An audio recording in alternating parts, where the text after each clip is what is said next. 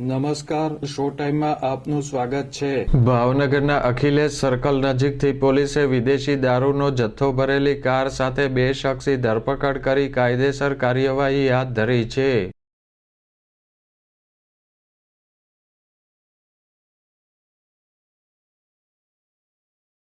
LCB અને parole furlough સ્કોડની team ગત રાત્રિના સમયે પેટ્રોલિંગમાં હતી। તે દરમિયાન કારમાં દારૂની હેરાફેરી થતી હોવાની બાતમી મળી હતી।